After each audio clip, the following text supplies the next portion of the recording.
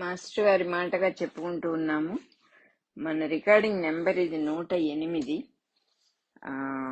108 అన్నమాట. 15th chapter అయిన పురుషోత్తమ ప్రాప్తి యోగంలో 16వ శ్లోకం నుంచి చెప్పుకోబోతున్నాము. ఏం చెబుతున్నారంటే, ఇక్కడ ఈ సృష్టిలో 2 పురుషులు ఉన్నారు. వాళ్ళని గురించి శాస్త్రం తెలియని వాడు, వాళ్ళని గురించి నిజంగా అర్థం చేసుకోకుండా తెలియకుండా ఉన్నవాళ్ళు. సో యోగ సాధనలో సులువు తెలియని వాడే యోగ సాధనలో ఎంత తేలికగా యోగ సాధన చేసుకోవచ్చు అనే సులువు అంటే ఒక న్యాక్, ఒక టెక్నిక్ తెలియని వాడైపోతాడు అని ఇంకా చెప్తున్నారు. పుట్టడం, పెరగటం, శిథిలమైపోవటం, పాడైపోవటం, నశించిపోవటం, ఈ 4 ఒక లోనయ్యే భౌతిక శరీరం. మామూలుగా ఒక ఫిజికల్ బాడీ పుట్టిన తర్వాత ఏమవుతుంది? పెరగటం, ఇంకా పెరగటం, ఇంకా పెరగటం, ముసలితనం అవటం, చనిపోవటం, నశించిపోవటం అనే పరిణామాలన్నిటికీ, మార్పులన్నిటికీ భౌతిక శరీరం, ఏ భౌతిక శరీరం అయినా ఈ మార్పులు తప్పదు. ఫిజికల్ బాడీ ఉన్నదంటే ఈ మార్పులన్నీ తప్పకుండా ఉంటాయి అని కూడా మనం తెలుసుకోకుండా అదేదో మనకి జరుగుతోంది అని అనుకుంటాం. నేను పెద్దవాడిని అయ్యాను, నాకు అది ఉంది, నాకు ఇది ఉంది, అట్లా అనుకుంటాం. ఈ భౌతిక శరీరానికి అసలు ఆధారంగా ఉన్నవాడిని నేనొక దానికి ఆధారమైంది ప్రాణము మొదలైనటువంటి అన్ని విషయాలు అనేక ఉన్నాయి. ప్రాణం, ఎనర్జీ, శక్తి అనేది లేకపోతే, ప్రాణం అనేది లేకపోతే అసలు శరీరం దానంతట అది నిలబడే ప్రసక్తే లేదు కదా. అట్లాగే ప్రాణమయాది కోశాలు తన స్వభావం అన్ని కలిసి ఒక వ్యక్తిగా అవుతున్నాయి కానీ కేవలం ఫిజికల్ బాడీ అనేది కాదు అని మనం గమనించం. కాబట్టి ఇక్కడ ప్రత్యేకంగా అట్లా చెబుతూ ఉన్నారు. అన్ని జీవరాశుల విషయంలో ఇదే సత్యము అని చెబుతున్నారు. అనేక రకాల జీవరాశులు ఉన్నాయి సృష్టిలో, లెక్కలేనన్ని జీవరాశులు ఉన్నాయి. అన్ని పుట్టటం, పెరగటం, పోవటం అనేటటువంటిది, అట్లాగే ప్రాణమయాది కోశాలన్నీ ఉండటం అన్ని చాలా సాధారణం అని చెప్తూ ఉన్నారు. న్యాచురల్ ఇది. శరీరానికి ఆధారంగా ఉన్న మనిషి శరీరానికి ఆధారంగా ఉన్న ప్రాణమయం మొదలైన కోశాలు, బుద్ధి మొదలైన ఉత్తమ కోశాలు అన్ని కలిసి శరీరము అనే క్షేత్రముగా రూపొందుతున్నాయి. అన్ని కలిసే కేవలం ఫిజికల్ బాడీ అని చెప్పడానికి వీల్లేదు కదా. అలాగే ఇక్కడ మాస్టర్ గారు 2 పురుషులు ఉన్నారు సృష్టిలో అని చెప్పారు గాని మనిషిలో 2 పురుషులు ఉన్నారని చెప్పలేదు. అంటే ఇది మొత్తం సృష్టి మొత్తానికి అప్లికబుల్. ఇందులో పర్సనల్ గా నాకు మాత్రమే, మనకు మాత్రమే అని ఒకళ్ళ గురించి చెప్పింది కాదు, అందరు జీవుల గురించి చెప్పారు. ఇక్కడ అన్ని జీవరాశుల విషయంలో ఇదే నిజము అని చెప్పారు క్లియర్ గా. అట్లాగే ఈ జన్మకు సంబంధించిన విషయాల్లో ఎన్నో అనుభవాలు అవుతూ ఉంటాయి మనకి. ఆ అనుభవాలన్నీ ఎవరికి అవుతున్నాయి? నేను అనే లిమిటెడ్ ఎంటిటీ ఉంది ప్రతి జీవిలోనూ. ఆ ఎంటిటీ అనేదాన్ని, ఆ పరిమిత ప్రజ్ఞ మనిషిలో తప్పకుండా ఉంటుంది. కాబట్టి ఈ ప్రజ్ఞ ఏమవుతుందంటే తన స్వభావంతో భావితమై అంటున్నారు. భావితము అంటే ఏంటంటే ఒక పదార్థంతో ఇంకో పదార్థం కలిసి బాగా నానిపోయినప్పుడు ఒకదాని గుణాలు ఇంకో దానికి వస్తాయి. దాన్ని భావితము అంటారుట. ఆ దీనికి ఎగ్జాంపుల్ ఏం చెప్పారంటే, నిమ్మరసంలో ఏదన్నా అల్లం గాని ఏదన్నా నానబెట్టినప్పుడు నిమ్మరసమున భావన చేయబడిన అల్లము అంటున్నారు. అంటే భావన అంటే అర్థం కూడా ఉందన్నమాట. దగ్గరగా ఉండి బాగా ఒకటిగా ఉన్న వస్తువు ఆ పదార్థం దీన్ని అంటించుకుంటుంది అన్నమాట. ఆ నిమ్మకాయలో నానబెట్టిన అల్లం ఏమవుతుంది? పుల్లబడిపోతుంది. న్యాచురల్ గా నిమ్మకాయ లక్షణాలన్నీ వచ్చేస్తాయి దానికి. కాబట్టి అట్లా మన స్వభావంతో నేను అనే ప్రజ్ఞ కలిసి భావితమై దాంతో ఇన్ఫ్లుయెన్స్ కూడా అవుతుంది అని చెబుతున్నారు. ప్రభావితమయ్యి ఉంటుంది అంటే ఒక మనిషికి ఒకే స్వభావము అనేది కూడా క్లియర్ గా వేరేగా ఉంటాయి. ప్రతి మనిషి యొక్క రేషియోల్ని బట్టి త్రిగుణాలు, స్వభావం ఎలా ఏర్పడుతుంది, ప్రకృతితో ఏర్పడుతుందని చెప్పుకున్నాం ఇంతకు ముందు. వేరుగా కనపడుతుంది అన్నమాట. ఆ లక్షణాలు ఈ కలయిక వల్ల ఆ లక్షణాలన్నిటినీ స్వీకరిస్తుంది అని చెబుతున్నారు. పుట్టిన తర్వాత ఆ దేహం పడిపోక తప్పదు. ఎప్పుడో ఒకప్పుడు దాని టైం ప్రకారం దాని ఎక్స్పైరీ డేట్ కి అది పడిపోతుంది. ఈ పుట్టే శరీర వ్యూహంతో పాటు ఈ స్వభావంతో ఉన్న ఒక మనిషి ఉన్నాడు కదా, ఈ అనుభూతి పురుషుడు కూడా పుట్టుకొని వస్తాడు. కేవలం దేహం మట్టుకే పుట్టడం కాదు, దాంట్లో తప్పకుండా ఒక ఎంటిటీ ఉంటుంది. ఆ ఎంటిటీని అహంకారము అని సాంఖ్య శాస్త్రం చెప్తుంది అని చెబుతున్నారు. అహంకారము అంటే ఇది నేను, అహం నేనే ఇది అనేటటువంటి భావం. ఆ భావం లేకపోతే అసలు మనకి నిజంగా సృష్టిలో ఏ సమస్య ఉండదు. ఇది నేను అనుకోని అక్కడి నుంచి మొత్తం స్టార్ట్ అయింది. ఆ చుక్క దగ్గర నుంచి, ఆ పాయింట్ దగ్గర నుంచి, ఆ రిఫరెన్స్ పాయింట్ దగ్గర నుంచి మొత్తం అంతా స్టార్ట్ అయింది మనకి. ఈ అహంకార పురుషుడితో సహా ఈ శరీర వ్యూహం పుడుతుంది కాబట్టి శరీర వ్యూహము అంటున్నారు చక్కగా. ఈ శరీరం ఈ అహంకార పురుషుడితో పాటు పుడుతుంది కాబట్టి అది నశించేటప్పుడు, అంటే శరీరం పోయినప్పుడు అహంకార పురుషుడు కూడా పోతాడు. ఎందుకంటే ఇది ఊహాజనితమైనటువంటి ఎంటిటీ నిజంగా మాట్లాడితే. ఎందుకంటే ఎక్కడ పెరుగుతాడో ఆ వాతావరణాన్ని రిఫ్లెక్ట్ చేస్తాడు. ఈ ప్రతి జీవి అంతే. వాళ్ళు పెరిగిన వాతావరణాన్ని, అంటే ఇందాక భావితమై అని చెప్పారు కదా, ఆ భావితమై ఆ పరిసరాల్లో ఉన్నదాన్ని అలవాటు చేసుకుంటాడు. అంటే నేర్చుకున్న విద్యలు ఎప్పటికొప్పటికి పోతాయి కదా. దేంతో నేర్చుకున్నావో అదే పోయేటప్పుడు, ఆ మనస్సు ఆ శరీరం అన్ని పోయేటప్పుడు ఇంకా వీడు కూడా ఉండడు, ఎంటిటీ ఉండదు. ఈ అహంకార పురుషుడు శరీరంతో పాటు నశిస్తాడు. ఈ అహంకార పురుషుడికి ఆధారంగా కేంద్రంగా నేను అనే ప్రజ్ఞ, అసలు నేను ఒకడున్నాడు, బ్యాక్గ్రౌండ్ ప్రజ్ఞ. దీని మీద ఇంపోజ్ చేయబడ్డాడు ఈ అహంకార పురుషుడు. అసలు నేను మీద ఇంపోజ్ చేయబడ్డాడు. అంటే ఈ అసలు నేను అనేటటువంటి వాడు దేవుడి అంశగా కిందకి దిగి వచ్చినవాడు అన్నమాట. ఆ జీవుడు అంటారు అతన్ని, జీవుడి ప్రజ్ఞ. ఆ జీవుడే దేవుడి నుంచి ఒక సూర్య కిరణం లాగా దిగొచ్చి అనేక జన్మలు ఎత్తి మళ్ళీ అంతా తానెవరో మళ్ళీ గుర్తు తెచ్చుకొని దేవుడిలో కలిసిపోవటమే ఇక్కడ మొత్తం అంతా కూడా ప్రాసెస్ అని చెప్పారు. మూల ప్రజ్ఞ అయిన పరమ పురుషునితో లయమవుతాడు.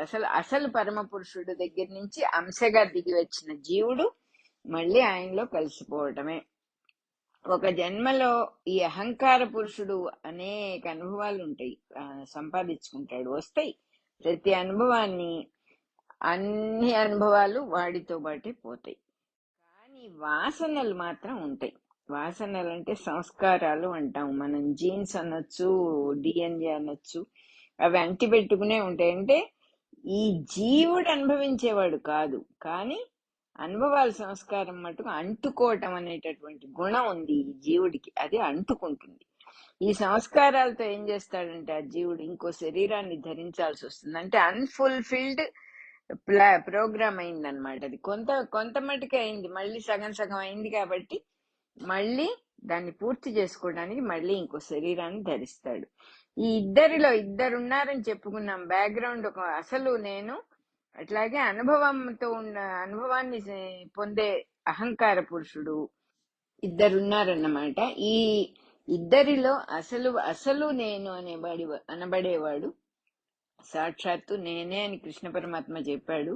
ఈ రెండో వాడైన జీవుడికి పుట్టడం పోవటం ఉంటుంది, కానీ అసలు బ్యాక్గ్రౌండ్ గా ఉన్న నాకు ఏ మార్పు ఉండదు అని చెప్పాడు కృష్ణ పరమాత్మ. ఒక జీవుడు ఒక జన్మలో జరిగిన అనుభవాలన్నిటినీ ఒక సంస్కారాలుగా, అంటే జీన్స్ గా తీసుకొని ఆ సంస్కారాల వాసనలన్నీ ఉంచుకొని ఇంకో శరీరం ధరిస్తాడు.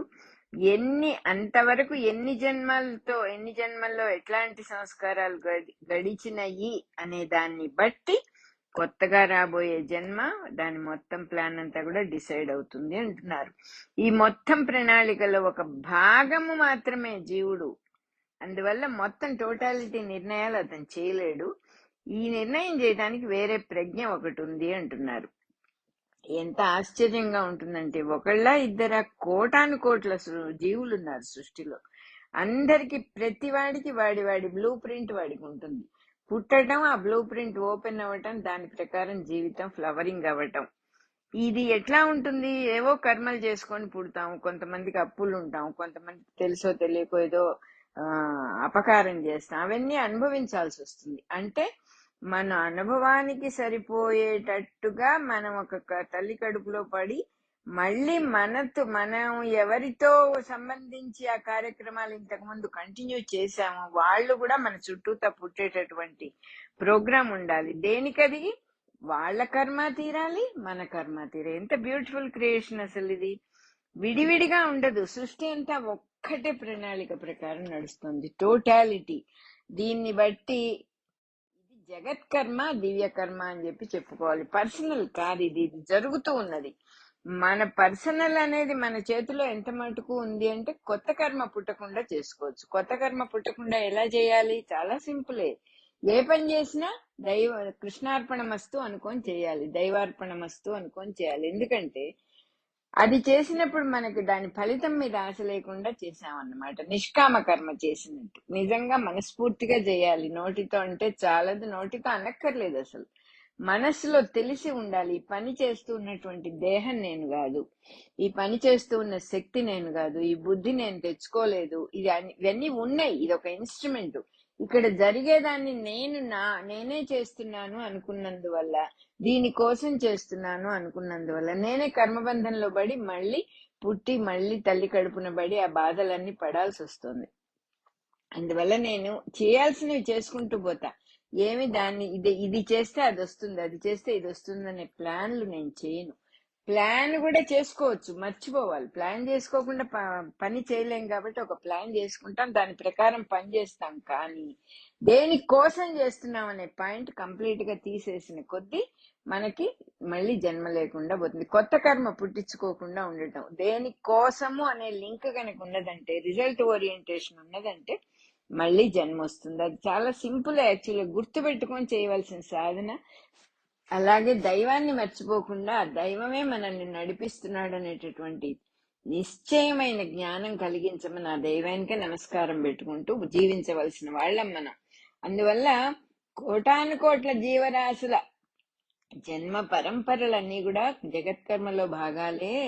మీకు పర్సనల్ అంటూ ఇక్కడ ఏమీ లేదు. ప్రతిదానికి అన్ని ఒక ప్రణాళిక ప్రకారం, ఒక ప్లాన్ ప్రకారం, ఒక పద్ధతి ప్రకారం, ఒక వ్యూహం ప్రకారమే జరుగుతాయి ఇక్కడ. దీన్ని అద్భుతంగా నిర్వహిస్తూ ఉన్న ఉత్తమమైన ప్రజ్ఞ వేరొకటి ఉన్నది. ప్రజ్ఞ అనే మాటకి మనం సింపుల్ గా చెప్పుకోవాలంటే అదొక చక్కని తెలివి. ఆ తెలివి ఒకటి ఉంది, ఆ వెలుగు ఒకటి ఉంది. ఈ మొత్తం జగత్కర్మ అంతా కూడా ఆ వెలుగు నుంచే పుట్టి ప్రవర్తిస్తోంది. అది పుట్టక ముందు ఆ ఉత్తమ పురుషుడు, మరి ఆ వెలుగు పుట్టింది అని అంటే ఆ వెలుగు పుట్టక ముందు ఎక్కడుంది? ఉత్తమ పురుషుడు తనలో తానుగా ఇమిడి ఉన్నాడు. మనమే దీనికి ఎగ్జాంపుల్. నిద్రపోయేటప్పుడు మనలో మనం ఉంటాం, మంచి గాఢ నిద్ర. లేవంగానే పలుముఖాలుగా వెళ్ళిపోతుంది ప్రజ్ఞ. మన ప్రజ్ఞ అనేక రకాలుగా వెళ్ళిపోతుంది. అందుకని చెబుతున్నారు, ఈ వెలుగు బయటికి రాకముందు, ఈ సృష్టి బయటికి రాకముందు ఆ ఉత్తమ పురుషుడు తనలో తానుగా ఇమిడి ఉన్నాడు. ఏమీ లేదు. జగత్తు అనేది ప్రారంభమై, సృష్టి అనేది ప్రారంభమై నడుస్తూ ఉంటే తాను అలాగే ఉండి అతీతుడుగా ఉండి తన ద్వారా అవన్నీ జరగనిస్తున్నాడు అన్నమాట. అంతటా తానే ఉన్నాడు, జగత్కర్మగా కూడా తానే ఉన్నాడు. కానీ తను ఉండి కూడా విడిగా ఉన్నాడు. విడిగా ఉండటం అంటే అతీతుడుగా ఉన్నాడు, అన్ఎఫెక్టెడ్ గా ఉన్నాడు. ఆయన్ని సృష్టి మొత్తంలో ఏ చిన్న విషయం కూడా తాకలేదన్నమాట, ఎఫెక్ట్ అవ్వడు అసలు. అలా ఎలా అవుతుంది? Is it possible? అసలు మనం ఉండగలమా? పోనీ ఎట్లా అంటే మనం కూడా అట్లా ఉంటున్నాము. మనం లేని స్థితి అక్కడ లేదు, మనలో ఉన్నది ఆయనే. కాబట్టి జీవుడు కూడా ఏ కల్మషము లేనివాడే. You are perfect and pious అనేవారు యూజీ. అంత పర్ఫెక్ట్ అండ్ పయస్ అంటే పవిత్రమైనటువంటి నిష్కల్మషమైనటువంటి జీవుడికి ఏది అంటదు, కెనాట్ బి కంటామినేటెడ్ అని కూడా అనేవారు ఆయనే. అంటే అర్థం ఏంటి? ఇది ఒకసారి పాడైపోయే వస్తువు మళ్ళీ బాగు చేసే వస్తువు కాదు. ఆల్రెడీ అది పవిత్రంగానే ఉంది, ఆల్రెడీ అది మంచి స్థితిలోనే ఉంది ఆ జీవుడు అనేటటువంటి వస్తువు అని. ఇక్కడ ఏం చెబుతున్నారు? ఒక సంకల్పం వస్తుంది ఒక రచయితకి. ఆ రచయిత ఆ పుస్తకమో కథో రాస్తాడు, నాటకమో రాస్తాడు. ఎక్కడి నుంచి వచ్చింది ఆ సంకల్పం? పైనుంచి వస్తుంది, స్ఫురిస్తుంది. మనం చూస్తే ఈ మధ్య హ్యారీ పాటర్ సినిమా అందరూ చూసే ఉంటారు, కథ చదివే ఉంటారు. అది ఎవరు రాశారు? రోలింగ్ అనే ఆవిడ రాసింది. ఆవిడ జీవితంలో ఇదివరకు ఎప్పుడు నా కథలు రాసిందే, పుస్తకాలు రాసింది. ఆవిడ రైటరా? కాదు. తన లైఫ్ లో ఒకసారి అది మనస్సులో స్ఫురించింది. ఎక్కడి నుంచి వచ్చింది? అదంటే అన్ఫుల్ఫిల్డ్ మ్యాటర్ లోపల బ్లూ ప్రింట్ లో ఉండిపోయింది. అది ఇప్పుడు ఓపెన్ అవుట్ అయింది. దాన్ని బట్టి మనం చక్కగా అర్థం చేసుకోవచ్చు. స్వభావంగా ముందు నుంచి లేనివి వాళ్ళ ద్వారా జరగవలసినవన్నీ చక్కగా జరుపుకోవటానికే ఈ భూమి మీదకి వస్తారు వాళ్ళు అని. ఇక్కడ అదే చెప్తూ ఉన్నారు. ఏ కవైనా కూడా తనంతట తను సంకల్పించటం అవదు. తన నుంచి సంకల్పం ఒక మెరుపులాగా వస్తుంది. దాన్ని బట్టి అతను నాటకమో కథో ఏదో రాస్తాడు. ఆ పాత్రలన్నింటినీ ఊహించుకుంటాడు. మనసులో పాత్రధారులు, నాటకం అయితే పాత్రధారుల్ని కూడా ఊహించుకుంటాడు. రంగస్థలంలో అప్పుడు నాటకాన్ని, అంటే స్టేజ్ మీద నాటకం ప్రదర్శించాలి, నా నాటకం అంటే ఎవరెవరు ఏమిటి అని అందరినీ కూడా డిసైడ్ చేసుకుంటాడు. అంటే అర్థం ఏంటి? నాటకం రాసింది తను, యాక్టర్స్ చూసుకుంది తను, వాళ్ళ చేత డైలాగులు చెప్పించింది తను, వాళ్ళ చేత డైరెక్షన్ చేయించింది తను. అంతేకాకుండా తన నాటకంలో తను కూడా ఒక పాత్ర వేస్తాడు. చక్కగా వేస్తాడు. చాలా మంది చేస్తూ ఉన్నారు ఆ పని. అంటే ఆ నాటకంలో ఉన్న అన్ని పాత్రలు తనే భావన చేశాడు. తన భావనతో ఏర్పడ్డ పాత్రలు అవన్నీ కూడా. అంతేకాకుండా తను కూడా ఒక పాత్ర వేశాడు. ఆ పాత్రే శ్రీకృష్ణ పరమాత్మ అన్నమాట. ఇప్పుడు మనం అనుకుంటే ఆ పరమాత్మే సృష్టిగా దిగొచ్చి తను కూడా ఒక పాత్ర పోషించాడు ఈ జగన్నాటకంలో. అలా చెప్తూ ఉన్నారు ఇక్కడ. ఎవరైతే రచయిత ఆ పుస్తకం రాశాడో, ఆ కథ రాశాడో, ఆ డ్రామా ఆడిచ్చాడో, ఆ రచయితే రిఫ్లెక్ట్ అవుతాడు టోటల్ అన్ని పాత్రల్లోనూ. ఎవరు నిర్ణయించారు ఆ పాత్రల స్వభావాల్ని? ఆ ఒక్కొక్క క్యారెక్టర్, హీరో ఎలా ఉండాలి, హీరోయిన్ ఎలా ఉండాలి, విలన్ ఎలా ఉండాలి, ఇవన్నీ క్యారెక్టర్స్ అన్ని ఎవరు డిసైడ్ చేశారు?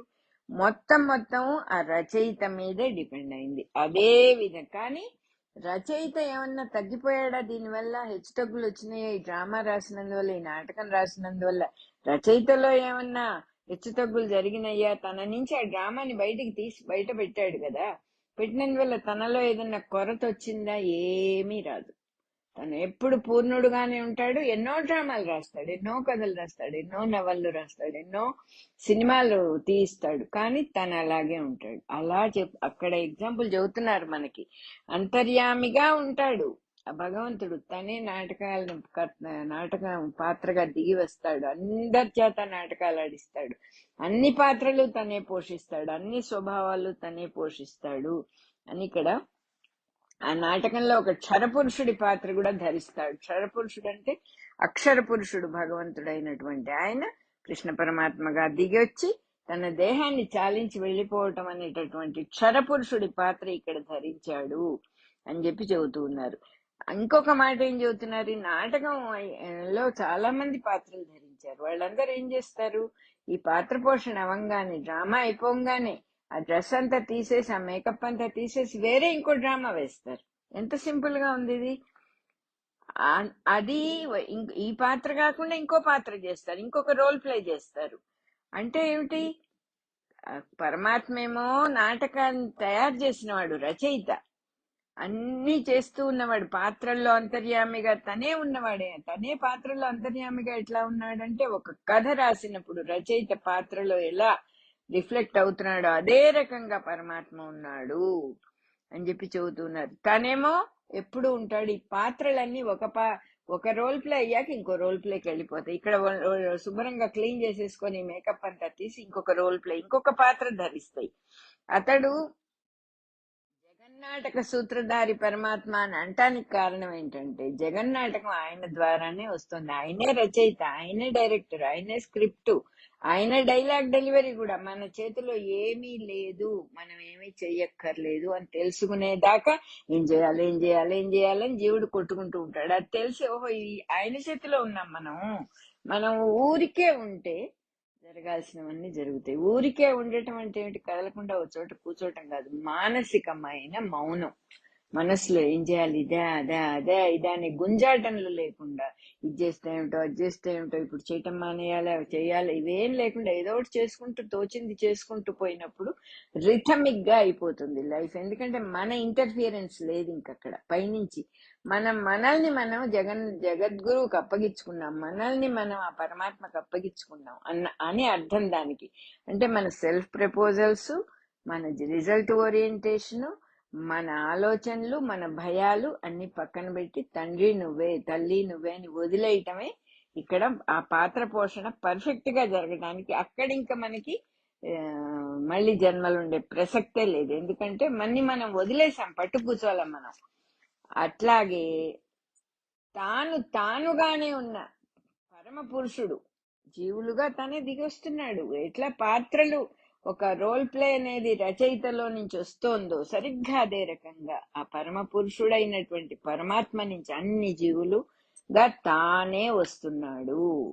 తన అంశలు అయిన జీవుల్ని, అంటే తనలో నుంచి ఒక్కొక్క ముక్కగా వచ్చినటువంటి ఆ సముద్రపు అలలు ఎన్నో వస్తాయి ఒక్క సముద్రుడిలో నుంచి, సూర్యకిరణాలు ఎన్నో వస్తాయి ఒక్క సూర్యుడిలో నుంచి.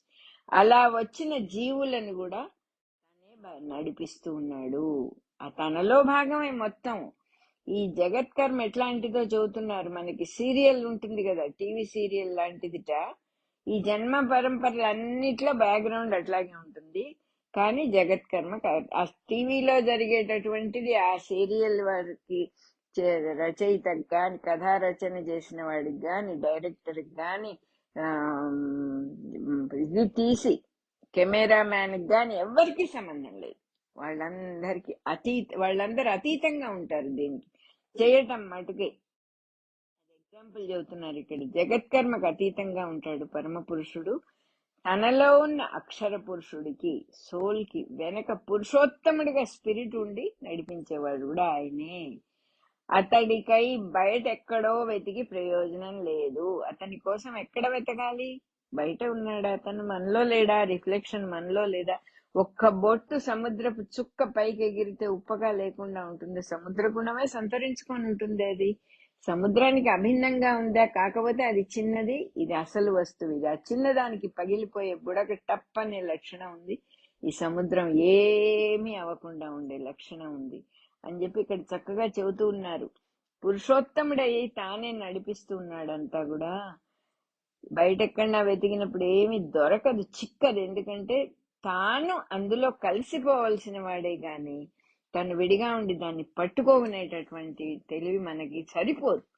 ఎందుకంటే ఒక ముక్క వెళ్ళి మొత్తాన్ని ఎట్లా పట్టుకుంటుంది? మన శరీర భాగాలు చూసుకుంటే ఒక వేలో ఒక చెయ్యో ఒక మొత్తం రెండు చేతులు కలిపిన మన దేహాన్ని మనం కంప్లీట్ గా పట్టుకోలేం కదా. సింపుల్ ఎగ్జాంపుల్ అది.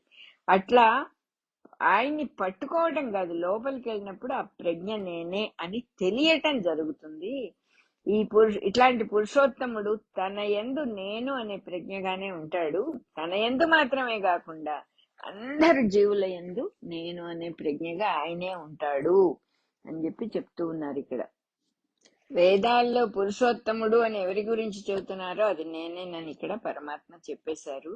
వేద గ్రంథాల్లో, శాస్త్ర పురాణాల్లో వేరువేరుగా చదువుకునే పండితుల ఉద్దేశంలో పురుషోత్తముడు అంటే నేనే గాని వేరే ఎవరు కాదు. కానీ వాళ్ళ దృష్టిలో విష్ణువని కావచ్చు, శివుడు కావచ్చు, క్షీరసాగరంలోనో వైకుంఠంలోనో కైలాసంలోనో ఉంటాడు అనేటటువంటి స్మరణ వాళ్ళు చేసుకోవచ్చు. అవన్నీ మంచివే, చెడ్డ విషయాలు కాదు. కానీ పరిమితమైనవి, లిమిటెడ్ ఉపయోగం ఉంటుంది వాటి వల్ల, కానీ లిమిటెడ్. మొత్తం డెస్టినేషన్ చేరటానికి ఆ ఒక్క బండి పనికిరాదు, అదొక్కటే వెహికల్ కాదు. వేదార్థము అంటే అందులో ఉన్న తన జీవితానికి సంబంధించిన యోగ సిద్ధి రూపంగా దాన్ని సమన్వయించుకోవాలి. ఏ పుస్తకం, ఏ శాస్త్రం, ఏ వేదం చదివినా తనను విడిచినప్పుడు అది కేవలం ఒక పుస్తకం, ఒక కథ, ఒక శాస్త్రం అయిపోతుంది. తన కథ అని తెలిసినప్పుడు మనకు అన్వయించుకోవటం, మన జీవితంలో దాన్ని ఎలా చేసుకోవాలి, ఎలా ప్రాక్టికల్ గా కిందకి దించి చేసుకోవాలి అనే యోగ సిద్ధి రూపంలో సమన్వయించుకోవాలి. నేను ఎలా యోగ సిద్ధి చేయాలి, నేను యోగ సిద్ధి ఎట్లా చెందుతాను, నేను ఎలా యోగం చేసుకోవాలి, ఆధ్యాత్మిక మార్గంలో నేను ఉండటం అంటే ఏమిటి అనే క్వశ్చన్స్ తో మొదలుపెట్టిన వాడికి పురుషోత్తముడు అంటే తనలో ఉన్న దివ్య ప్రజ్ఞ, నారాయణ ప్రజ్ఞ అని తెలిసిపోతుంది. అంటే సిన్సియర్ సీకర్స్ గట్టి ప్రశ్న వస్తుంది వాళ్ళకి, అసలు నేనెవరు, ఏంటి జరిగేదంతా కూడా అని. సిన్సియర్ సీకర్స్ అంటే మనం అంత సిన్సియర్ కాదు కాబట్టి అట్లా చెప్పుకోవాల్సి వస్తుంది. అందుకని మనం ఏం దిగులు పడక్కర్లే. అసలు ఒక సీకర్ అనేది ఉంటే సిన్సియర్ సీకర్ అవుతాం తప్పకుండా. ఆ సీకింగ్ అనేది తప్పకుండా ఉంటుంది, ప్రతి మనిషికే ఉంటుంది. సో చెప్తూ ఉన్నారు, ఇట్లా సాధనలో స్థాయి చెక్కిన వాడికి తన శరీరము మిగిలిన అహంకారము అన్ని క్షరపురుషుడు, తానైన అక్షర పురుషుడు రెండు ఇద్దరు ఉన్నారు అని వేదార్థం. ఇద్దరు పురుషులు ఉన్నారు అని మొదలు పెట్టారు ఈ శ్లోకాలు. ఆ ఇద్దరు పురుషుల్లో ఏమిటి? ఒకటేమో క్షరపురుషుడు, పోతాడు వీడు, నిలవడు, మనస్సు అహంకారము శరీరం అన్ని కలిసింది. ఈ అక్షర పురుషుడు వెనకాలగా ఉన్నాడు, ఆయన పోడు, అలాగే ఉంటాడు అనే వేదార్థ దర్శనం అంటున్నారు ఇక్కడ. 17-18 శ్లోకాలు అయిపోయినాయి. ఈ రకంగా మోహాన్ని తొలగించుకున్నవాడయి, మోహం లేనివాడై, పురుషోత్తముడనైన నన్ను తెలుసుకున్నవాడు అన్నీ తెలిసినవాడు అని చెబుతుంది. మోహం లేకపోవటము అంటే ఏంటంటే ఒక వస్తువు చూసి ఇంకో వస్తువు అని అనుకోవటం మోహం. అంటే పుట్టినప్పటి నుంచి మనం నామరూపాత్మకమైన ఎడ్యుకేషన్ తో పెరిగాం. పేరు ఉంటుంది, షేపు ఉంటుంది, అవన్నీ వస్తువులన్నీ గుర్తించడం నేర్చుకున్నాం మనకున్న తెలివితో, మనకున్న ప్రజ్ఞతో. అది ఊరికే అలా కనపడుతోంది. ఇది నేర్చుకున్న నాలెడ్జే, ఇంపోజ్ చేసి నేర్చుకున్న నాలెడ్జే. పేర్లన్నీ మనం పెట్టుకున్నవే. ఈ భూమి మీద ఉన్న వాళ్లకు పేర్లన్నీ పెట్టుకోవడం అనేది నామము రూపము అనేటటువంటిది ఒక జగన్నాటకము అని తెలిసినవాడు, నన్ను ఎరిగినవాడు అని చెబుతున్నారు ఇక్కడ పరమాత్మ. తనని తెలుసుకున్నవాడు. అట్లాంటి భావాలు లేకుండా అతను ఉన్నది ఒకటే వస్తువు అనేటటువంటి భావంతో నన్ను సేవిస్తాడు అని కృష్ణ పరమాత్మ చెప్తున్నారన్నారు. పురుషోత్తముడిలో నేను కూడా ఒక భాగము అని తాను తెలుసుకొని ఉంటాడు. అటువంటి వాడు తనలో పరమాత్మ ఉన్నాడు అనే మాట కంటే పరమాత్మలో నేనున్నాను అనేది సరి అయిన జ్ఞానము. ఎందుకంటే సర్వత్రా పరమాత్మ ఉండటం అనేది అందరికీ తెలిసిన సత్యం. మనం అందరం ఆయనలో ఉన్నాము అనేది కరెక్ట్ అయిన పద్ధతి.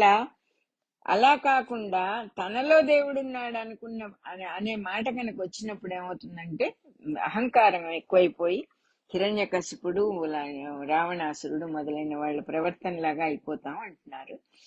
అందులో తను కూడా ఓ భాగంగా ఉన్నాను అని తెలుసుకున్నవాడు ప్రహ్లాదుడు. అందుకే తను సముద్రంలో పడేసిన, కొండ మించి లోయల్లో తోసిన, పాముల చేత కరిపించిన, అంతటా ఆ దైవాన్ని, ఆ విష్ణుమూర్తినే చూశాడు ఆ ప్రహ్లాదుడు. తెలిసినవాడు అన్నమాట. అట్లాగే తల్లి, తండ్రి అందరిలో ఆ భగవంతుడినే చూశాడు. వేరే ఇంకో వస్తువుని చూడలేదు. ఒక చక్కని ఎగ్జాంపుల్ ఇది. ఎందుకంటే చిన్నపిల్లవాడైనా కూడా ప్రహ్లాదుడు సమస్తంలోనూ చంపేదెవరో సమసేదెవరో అంటాడు. ఎవరు చంపేవాడు ఎవరు, చచ్చిపోయేవాడు ఎవరు, అంతా నువ్వే, సర్వము నీవే కదా. అట్లా తెలిసినవాడు అన్నమాట. అదే పద్ధతి భక్తి సాధనకి ప్రహ్లాదుడిలాగా భావించి పూజ చేయటం సరైన భక్తి మార్గ సాధన అంటున్నారు. అంటే సాధన చేసే స్థితిలో ఉన్నవాడు ఇతరులలో, వాళ్ళ ప్రవర్తనలో దైవాన్ని చూస్తూ సేవించటం అనేది క్షేమకరమైన పద్ధతి. ఫాల్లేదు ఇక్కడ, క్షేమమైన ఉత్తమమైన పద్ధతి. ఎదటి సిచ్యువేషన్ లో దైవాన్ని చూసి సేవించటము అంటున్నారు. వాళ్ళతో మనం ఏ ఇంటరాక్షన్ చేసినా కూడా దైవాన్ని చూసినప్పుడు అది సేవ్ అయిపోతుంది. సేవించటం అంటే కాళ్ళు విసగటము, స్నానానికి నీళ్లు తోడటం కాదు. ఇక్కడ క్లియర్ గా చెబుతూ ఉన్నారు.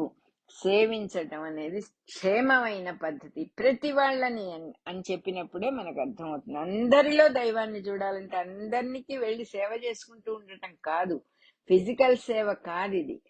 అవతల వ్యక్తిలో దైవాన్ని స్మరించినప్పుడు అవతల వ్యక్తికి ఏదో మనం ట్రాన్సాక్షన్ ఉంది మనకు ఆయనకి మధ్యలో, ఆ ట్రాన్సాక్షన్ భగవంతుడి సేవ కింద అయిపోతుంది అనమాట. ఆ విషయం తెలుసుకున్నప్పుడు ఇట్లా తాను జీవుడుగా ఉండి, సోల్ గా ఉండి, తన యందు సృష్టి యందు కూడా అంతర్యామిగా ఉండి, అతీతంగా కూడా ఉన్నటువంటి పురుషోత్తముని దర్శనం చెయ్యటము అనేది జీవుడికి పరమ శ్రేయస్సుని కలిగిస్తుందని చెప్పేశారు. ఇక్కడ ఏమేం చెబుతున్నారు? తను జీవుడుగా ఉండి తన యందు సృష్టిలోను, ఎదురుగా ఉన్న సృష్టి తనలో కూడా ఆ అంతర్యామి పురుషుడే ఉన్నాడు, ఆ భగవంతుడే ఉన్నాడు. ఎట్ ది సేమ్ టైం విడిగా కూడా ఉన్నాడు ఆ భగవంతుడు. బయట కూడా ఉన్నాడు, లోపల ఉన్నాడు, బయట ఉన్నాడు, సర్వత్రా ఉన్నాడు అనే విషయం తెలుసుకొని దైవాన్ని తెలుసుకుని దర్శనం చేసేవాడు జీవుడికి అద్భుతమైన శ్రేయస్సు కలిగిస్తుంది, పరమ శ్రేయస్సుని కలిగిస్తుంది ఆ భావం అని చెబుతున్నారు. అట్లాగే అదే జీవుడికి అత్యుత్తమమైన జ్ఞానం, ఇంకా ఆ జ్ఞానాన్ని మించింది ఏదీ లేదు.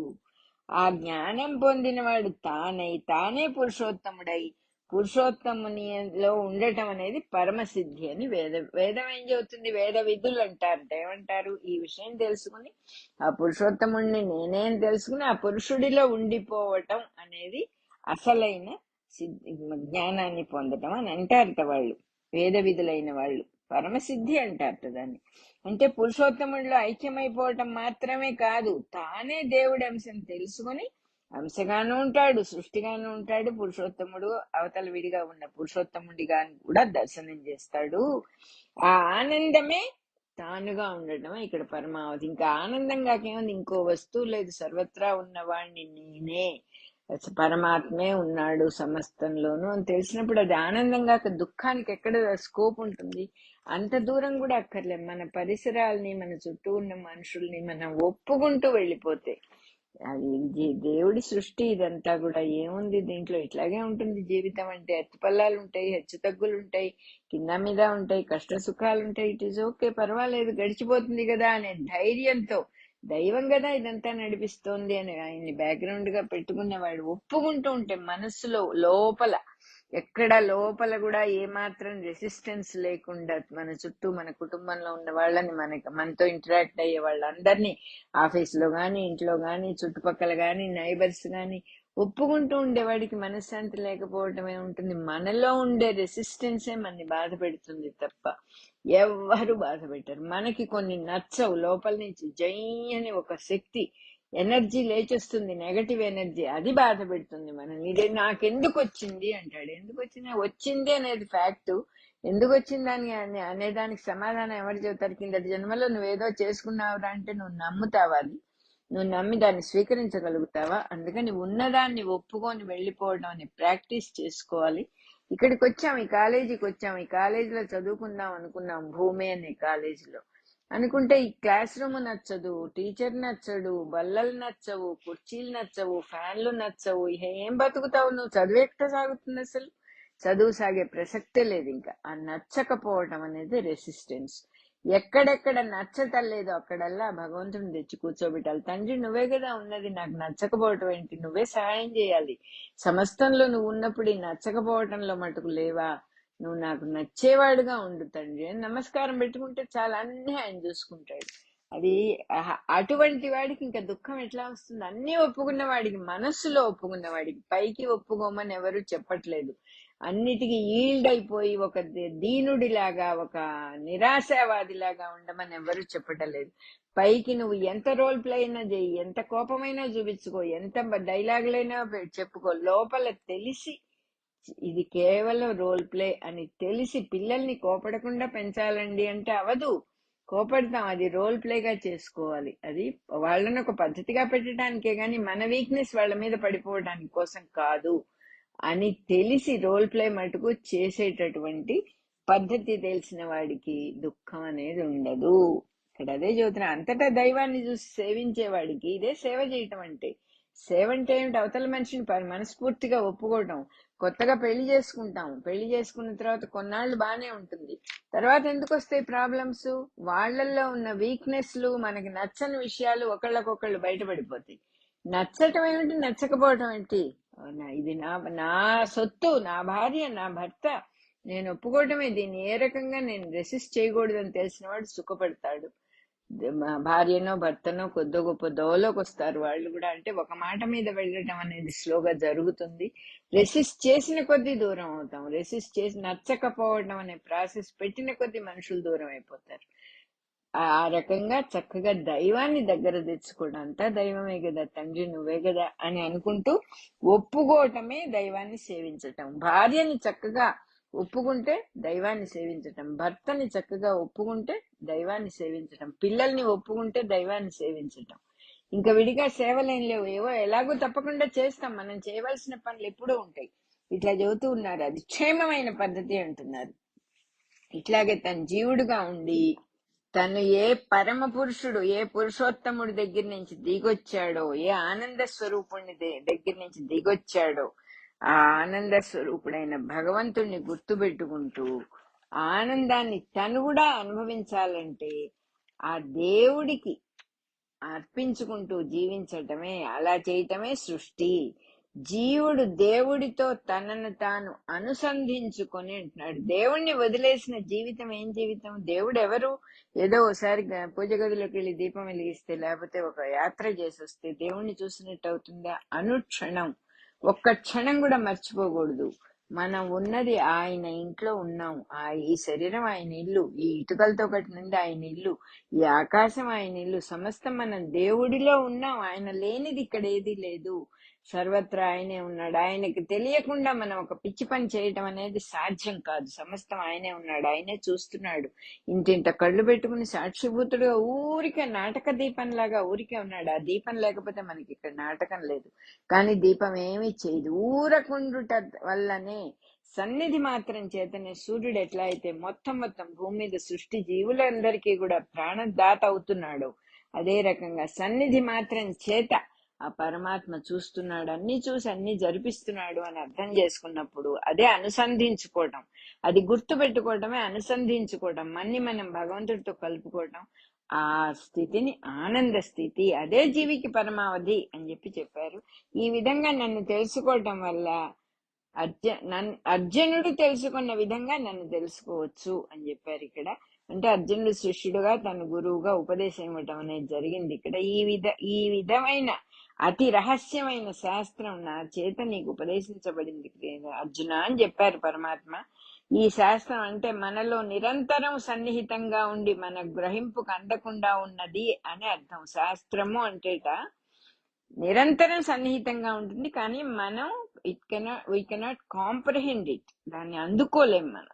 దాన్ని మన గ్రహింపుకి అందకుండా ఉన్నది అంటే మన ఇంద్రియాలకు అందనిది. అది నేను నీకు చెప్పాను, నాచే నీకు చెప్పబడినది అంటున్నారు. ఆయన కూడా నేను చెప్పానని ఆయన ఏమి కర్తవ్యం తీసుకోవట్లేదు, కర్తృత్వం తీసుకోవట్లేదు పరమాత్మ. అందులో కూడా ఒక విశేషమైన భావం ఉంది అంటున్నారు మాస్టర్ గారు. గురువు శిష్యుడికి ఉపదేశం చేయటం కూడా ప్రయత్నపూర్వకంగా చేసేది కాదు, జరిగేదే. పరమాత్మ విషయంలోనే జరిగేదైతే, నరనారాయణుల విషయంలో జరిగేదైతే మనం ఎవరం అసలు? మనం ఎంత? మన ద్వారా కూడా అన్ని జరుగుతున్నాయి, మనం కర్తలం కాదు, అనవసరంగా దోవనబోయేదాన్ని ఎత్తినేసుకుంటున్నాం మనం అని అర్థం చేసుకోవాలి. ప్రయత్నపూర్వకంగా జరిగేది కాదు. ఉపదేశము అంటే గురువు యొక్క అనుగ్రహం తప్ప గురువు కావాలని చేసేది కాదు. It happens. శిష్యుడి పాత్రతను అనుసరించి గురువు అనుగ్రహంగా ఉపదేశం ప్రసరించి వస్తుంది అంటున్నారు. అదే వస్తుంది అంటే గురువు ద్వారా వచ్చేదే, శిష్యుడికి అనుగ్రహింపబడిందే గురువు యొక్క అనుగ్రహము అని అర్థం చేసుకోవాలి. దీన్ని తెలుసుకున్నవాడు బుద్ధిమంతుడై కృతకృత్యుడవుతాడంటే తను చేసే ప్రతి పని సార్థకం అయిపోతుంది. కృతకృత్యుడు, చెయ్యవలసిన దాన్ని చేసిన వాడవుతాడు అనేదే అనుగ్రహ వాక్యం. బుద్ధి అంటే పురుషోత్తముణ్ణి దర్శించిందే బుద్ధి, ఇంకా ఏ బుద్ధులు పనికిరావు ఇక్కడ. అదే జ్ఞానం. వేదవ్యాసుడు, వాల్మీకి, కాళిదాసు లాంటి మహర్షులందరూ కూడా ఆ పరమ పురుషుణ్ణి లీలలను గానం చేశారు. వాళ్ళందరూ కూడా ఆ లీలలను చెప్పుకుంటూ ఉన్నారు, స్తుతిస్తూ ఉన్నారు. వాళ్ళు దీన్ని సృష్టి సమర్థమైన బుద్ధి, క్రియేటివ్ విల్ అని పెద్దవాళ్ళు అంటారు. ఈ స్థితిలో ఉన్నవాడికి మొత్తం జగత్కర్మ జగన్నాటకం అంతా ఎలా జరుగుతుందో దర్శనం ఇస్తుంది. అంటే నువ్వు పక్కకొచ్చి చూడటం నేర్చుకున్నప్పుడు అంతా దర్శనం ఇస్తుంది అంటున్నారు. అందులో ప్రస్తుతం తన కర్తవ్యం కూడా దర్శనం ఇస్తుంది. అంటే తనకు కృత్యము అంటే చేయదగినది. కృతకృత్యుడవుతాడు అన్నారు కదా. కృతకృత్యుడు అంటే ఏంటంటే తనకి ఏది చెయ్యవలసిందో అది చేస్తాడు అని. చేయదగినది చేసినవాడు కృతకృత్యుడు అని రాశారు ఇక్కడ స్పెషల్ గా బ్రాకెట్ లో. కాబట్టి పురుషోత్తముడి దర్శనము సాన్నిధ్యం అనుభవించిన పరమ భాగవతోత్తముడైన ప్రహ్లాదుడు, ఆయన ప్రహ్లాదుడి లాంటి వాళ్ళు మానవుల్లో కూడా చాలా తక్కువ మంది ఉన్నారు. ఈ రాక్షసుడికి పుట్టిన ప్రహ్లాదుడు పురుషోత్తముణ్ణి తెలుసుకొని ఆయన సాన్నిధ్యాన్ని అనుభవించి భాగవతుల్లో ఉత్తముడైన ప్రహ్లాదుడు గురించి స్పెషల్ గా ఇక్కడ ఒక ముక్క రాశారు.